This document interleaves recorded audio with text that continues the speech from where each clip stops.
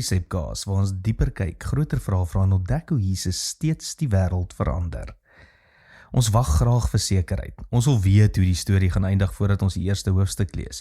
Ons wil die uitslag ken voordat ons die besluit neem. Maar die lewe werk nie so nie. En geloof ook nie. Hebreërs 11 vertel dat Noag 'n ark gebou het toe God hom gewaarsku het oor dinge wat nog nooit gebeur het nie. Hy het nie geweet hoe die storm sou lyk nie. Hy het net geweet wie gepraat het. Dis 'n groot verskil. Ons leef in 'n wêreld wat beheer probeer bou. Ons wil planne maak, risiko's beperk, alles vooraf verstaan. Tog is die belangrikste besluite in die lewe selde sonder onsekerheid.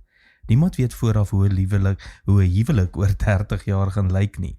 Geen ouer weet presies hoe sy kinders se lewens gaan ontvou nie. Niemand kan môre beheer nie.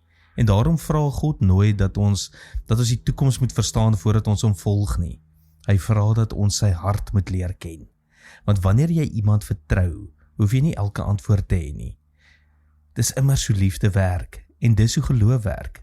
Miskien wag jy vandag vir nog 'n teken, nog 'n bevestiging, nog 'n rede waarom dit veilig behoort te wees om die volgende stap te neem. Dalk wag God nie vir jou om alles te verstaan nie. Dalk wag hy net vir jou om hom te vertrou. By Esau gemeente glo ons geloof is 'n reis wat niemand alleen hoef te stap nie. En daarom wil ons die nommer 1 netwerk vir jou lewe wees. 'n Geloofsgemeenskap waar ons mekaar help om God te vertrou, selfs wanneer ons nog nie die hele pad voor ons kan sien nie.